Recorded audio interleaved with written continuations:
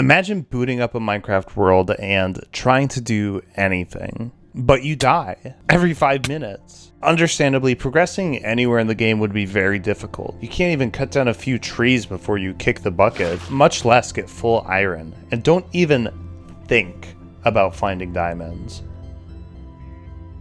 So, I obviously wanted to beat the game.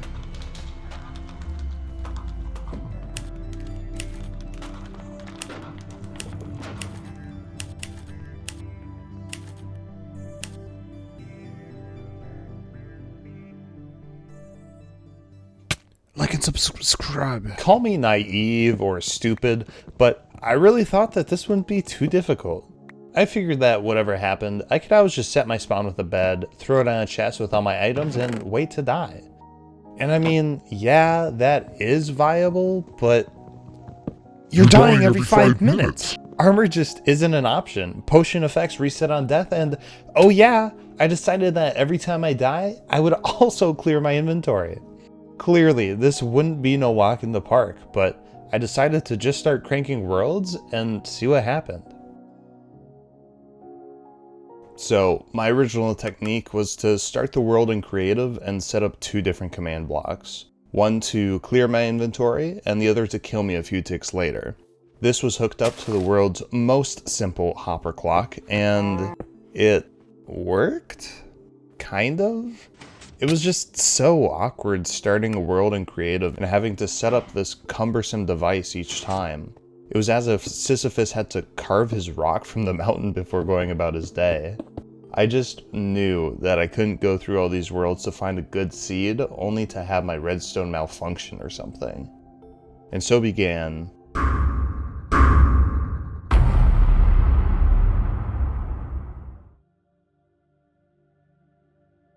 Okay, so if I had like 4 or 5 brain cells, I would probably have known how to make a Minecraft data pack, or even what they did, but I don't have that luxury, and spent an entire Google search looking into what I could do to make myself die every 5 minutes automatically. Look, I'm only allowed like 3 Google searches a month, and had already spent one of them looking at pictures of finished album covers, so I really had to spend the last one wisely.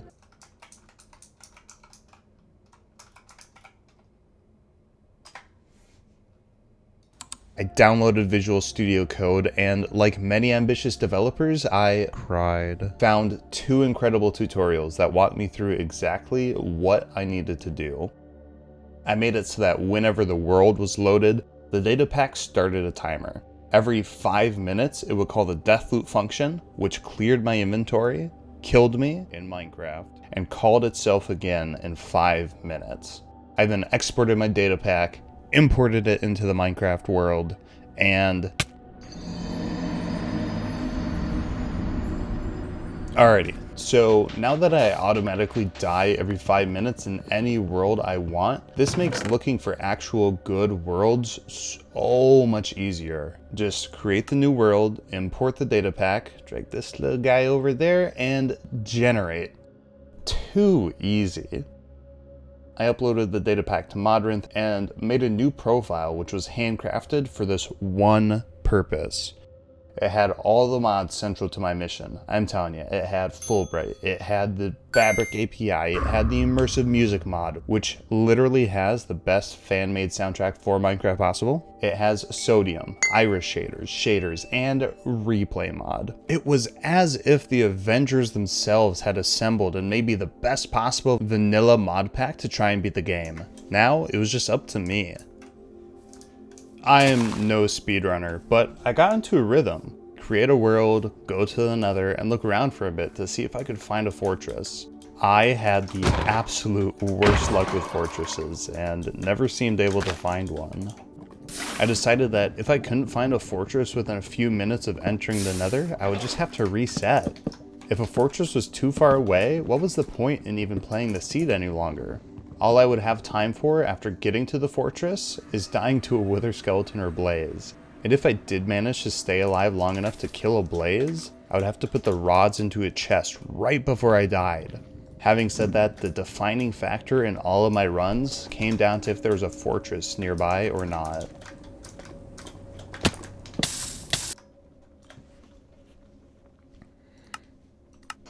I probably created 100 or so worlds before I found one that was actually worth sticking around for. And so began... Everyone knows how this goes. I murdered a tree, I discovered a shipwreck, found the buried treasure, acquired gear, and went off to find a lava pool.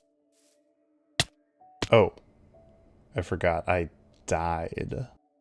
Luckily, prior to my untimely demise, I had set my spawn, stored my precious metals, and used the time leading up to my death to look for a lava pool. I had not found one then, but I kept looking and did discover one not too far away. I set my spawn, made my portal, and was off to the netherworld. Oh, right! I'm trash! I found out that making portals without absolutely ruining all of the lava is actually quite a difficult thing to do, and it is not intuitive. I'll get back to that later, but because I still had enough lava, I finished the portal and made my entry to the nether.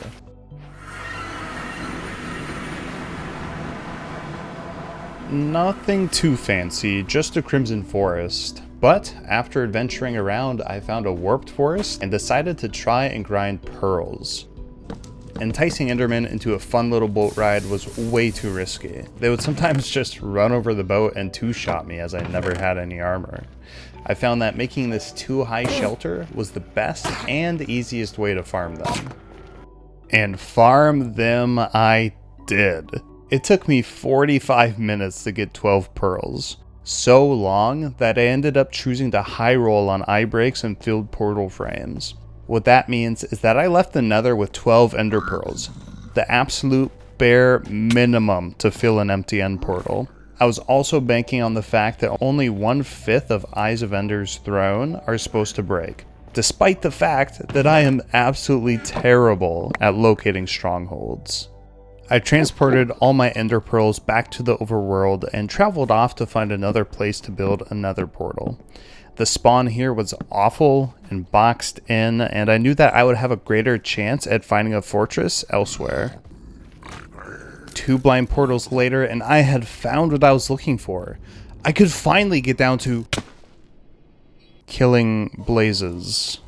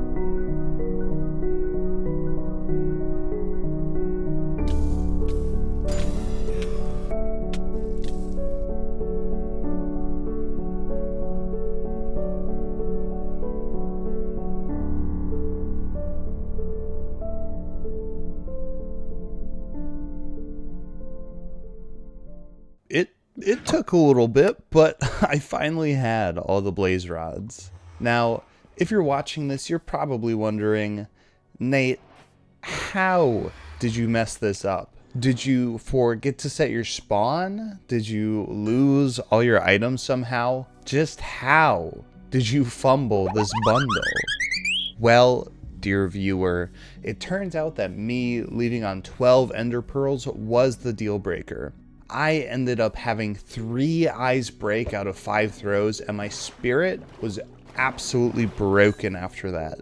I never even found the stronghold. Despite all the time that I had put into that world, I ended up quitting due to not wanting to go back to the nether and repeat the process for more pearls and more rods.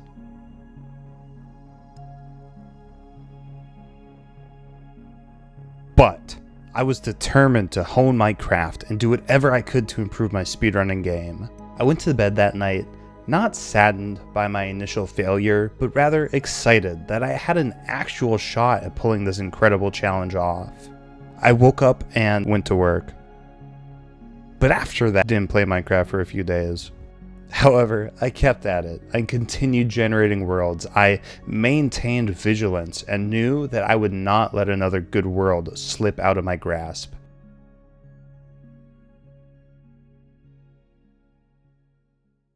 I looked into a few speedrunning tips and tricks, but they all proved too complex for my Neanderthal brain. All except one.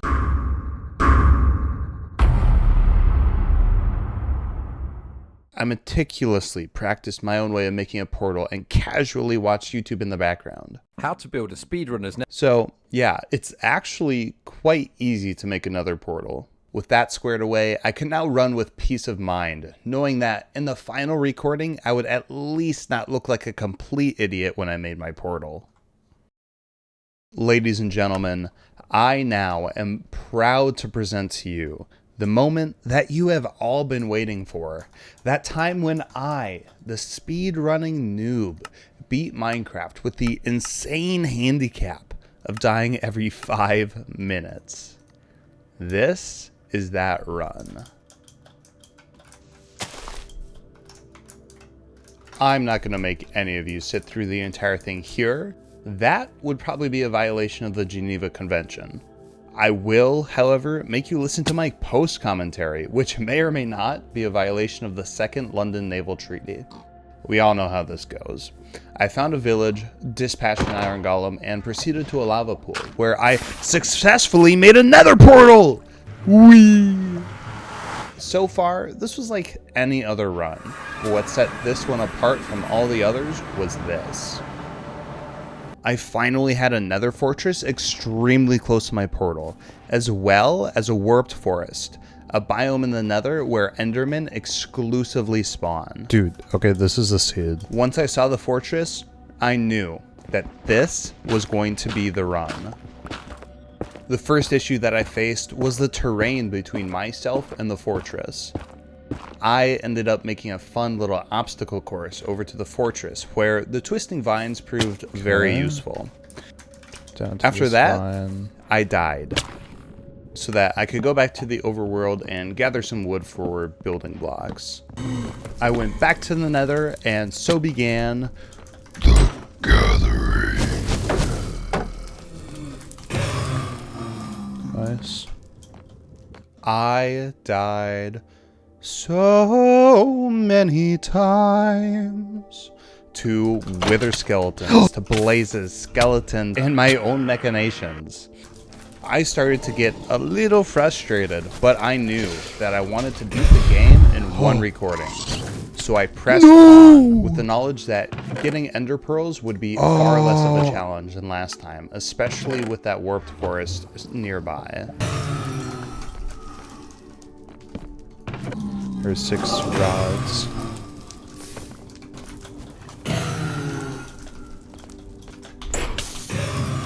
He dropped. Come down here, kill me.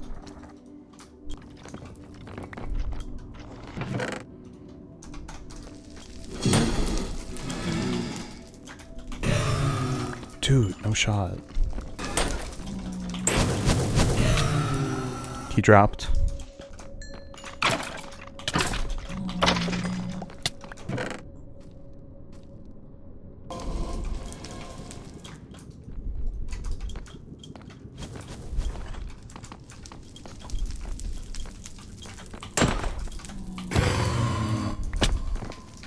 Should I leave on 7?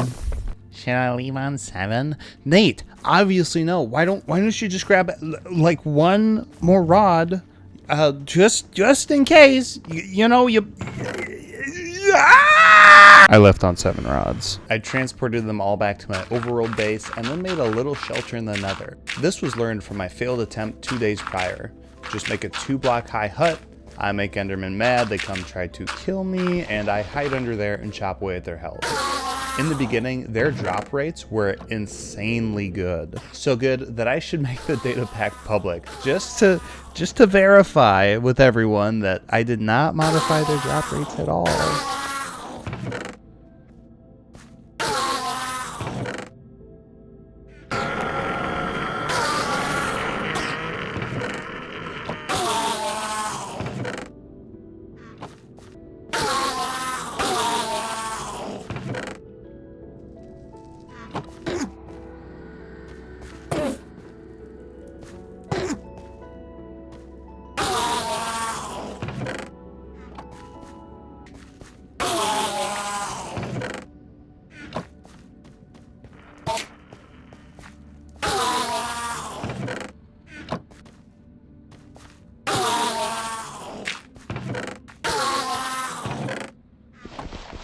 Is this gonna be the last one? It is. Alright, so I started to feel like I was kind of in the end game now. I had the 2 essential components to open the end portal, and now all I had to do was locate it. So I set off on my final journey, guided by objects crafted from dismembered eyes and fire incarnate. I boated across a vast ocean, ran into an iceberg, and kept going. Within due time, I found a good chunk to dig down in, but did so with only 11 Eyes of Ender. Don't you break. What are the odds? Again, I had 3 break while trying to locate the portal. So much pain. I made a little hidey hole that I could base myself out of and began to dig down. I was just trying to find anything that would indicate the stronghold was here. And...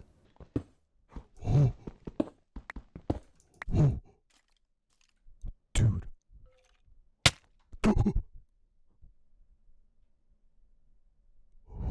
Okay. Okay, I'm actually shaking right now. Pardon the monkey noises, because I had just spent like 2 hours getting all of the materials to open the end portal, and now I was officially closer than ever before to beating the game with this data pack. 15 minutes of stronghold navigation later, and I had found the portal. Even more importantly, it was a 2-eye, meaning that I could open the portal now. I would not have to go back to the nether. I set my spawn right next to the portal and opened it. Not gonna lie, the nerves were starting right now. I definitely didn't want to make a complete fool of myself here, but the plan was to go to the end and farm Enderman for a bit in order to get pearls. Then I would pearl to each of the towers and just take them out. So, that's what I did.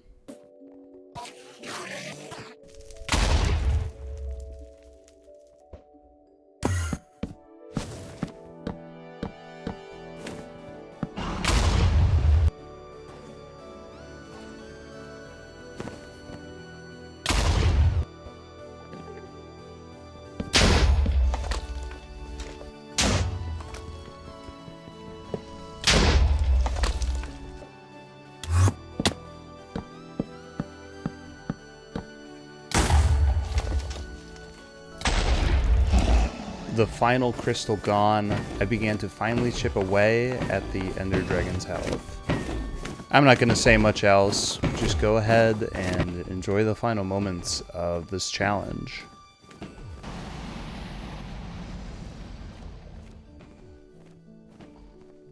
This is it. This is it. I'm on 1.5 hearts. I could literally die any minute. I haven't died in so long.